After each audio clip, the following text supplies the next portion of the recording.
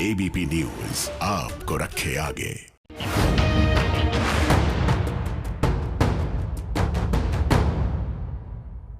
पश्चिम बंगाल के सियासी रण में फतेह के लिए राजनीतिक अरमान लगातार फड़फड़ा रहे हैं और नित नई रणनीतियां भी सामने आ रही हैं।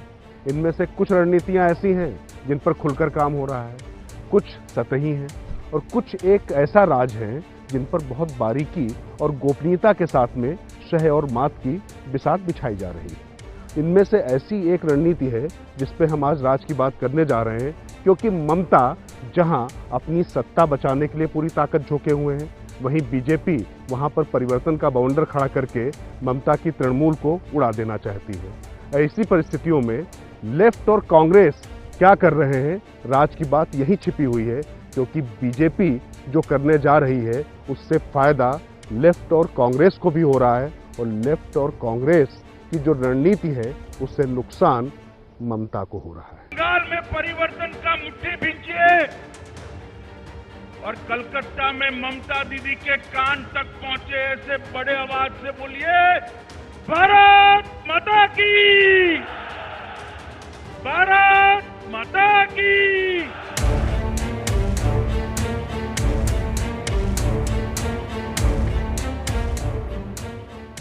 बीजेपी सड़क पर दिख रही है, बीजेपी संघर्ष करती दिख रही है, बीजेपी की जद्दोजहद जारी है, लेकिन बात बीजेपी के उस नए प्लान की जिसमें साइलेंट वोटर्स को साधने की कोशिश जारी है। तो सवाल ये है कि आखिर कौन है वो साइलेंट वोटर्स जो बीजेपी की किस्मत और पश्चिम बंगाल का सियासी भविष्य बदल डालने की ताकत रखते हैं और उन्हीं को ट्रिगर करके बीजेपी आगे बढ़ना चाहती है। इस सवाल का जवाब जानने के लिए हमें 2016 विधानसभा चुनाव और 2019 के लोकसभा चुनाव के परिणामों पर मंथन करना होगा। दरअसल 2016 के विधानसभा चुनाव में बीजेपी को महज 10% वोट हासिल हुए थे, लेकिन 3 साल बाद जब लोकसभा चुनाव हुए तो पार्टी का वोट परसेंटेज 40% पहुंच गया और ये उस सूरत हाल में हुआ था जब 70% बूथों पर बीजेपी के पोलिंग एजेंट तक नहीं थे। तो सवाल ये है कि आखिर ये कमाल हुआ कैसे?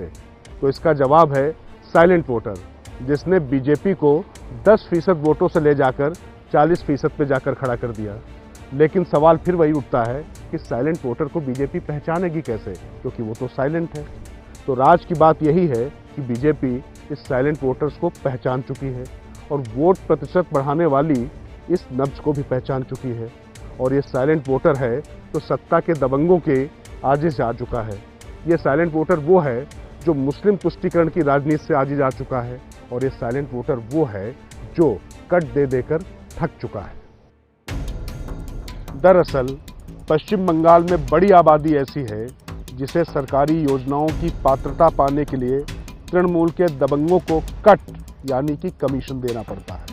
हालत ये है कि मनरेगा के मजदूरों तक को अपनी नाम मात्र की मजदूरी में कमीशन देना पड़ रहा है और रक्त रंजित राजनीति में बर्बाद हुए परिवारों और लोगों का गुस्सा अलग है। यही वो साइलेंट वोटर हैं जो बीजेपी में अपने वजूद की सुरक्षा महसूस कर पा रहा है और इन्हें ही खुद से जोड़ने की कोशिश में बीजेपी ने जान लगा दी है। तो आज के राज की बात का पहला पहलू ये है कि कुशासन से तंग तबका बीजेपी के निशाने पर है। बीजेपी को लगता है कि अगर इस तबके को साध लिया गया तो वोटों का गणित भी सज जाएगा और जो उसकी ज़रूरतें हैं वो भी पूरी हो जाएगी और इसके लिए बीजेपी पूरी शिद्दत के साथ काम कर रही है।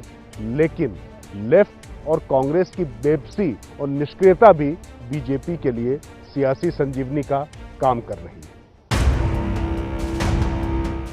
पश्चिम बंगाल में चुनाव आसन्न है, लेकिन राज्य में सिर्फ या तो ममता है और सामने बीजेपी। वामपंथी मोर्चा और कांग्रेस का गठबंधन कागजों पर तो हो गया है, लेकिन जमीन पर सक्रियता कहीं नहीं है। खास बात यह है कि इस मोर्चे की ये निष्क्रियता इसलिए नहीं कि वो कुछ कर नहीं सकता।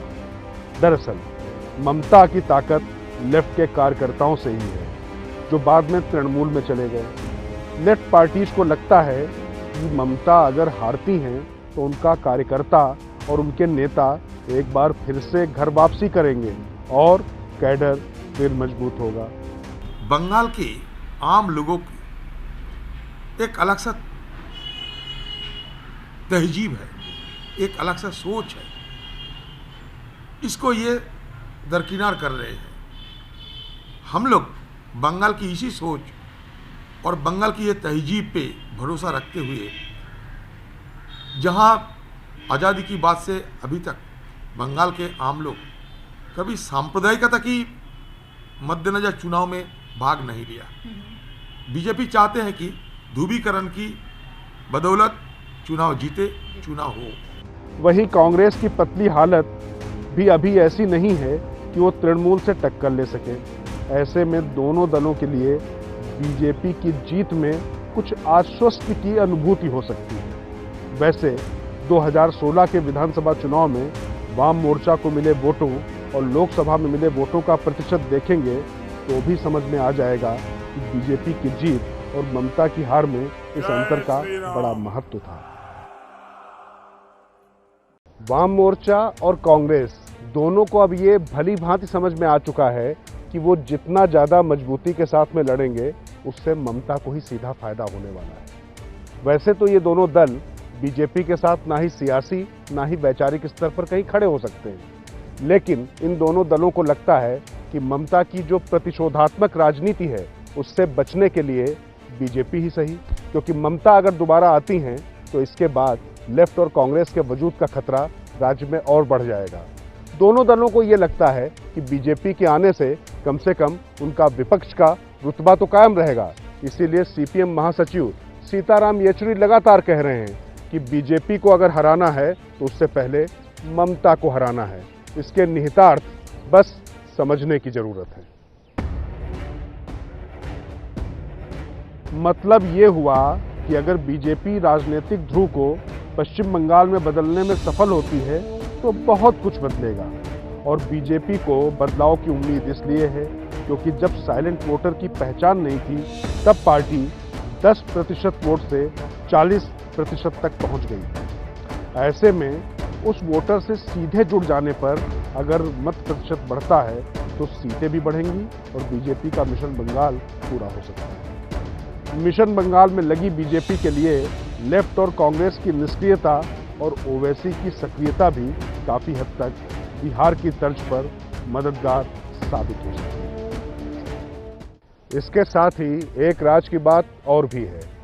राजनीतिक पंडितों का मानना है कि पश्चिम बंगाल में मतदान के दिन कितनी सख्ती होती है इसका भी चुनावी नतीजों पर पूरा असर पड़ेगा, क्योंकि अगर सभी पोलिंग बूथों पर विपक्ष के एजेंट न हों और स्थानीय प्रशासन ही वहां पर पूरी तरीके से सुरक्षा की बागडोर संभाले रहे तो जो सत्ताधारी दल है उसको फायदा स्वाभाविक है। ऐसी स्थिति में लोकसभा चुनाव की तुलना में पश्चिम बंगाल में विधानसभा चुनाव के दौरान ज्यादा केंद्रीय सुरक्षा बल होंगे।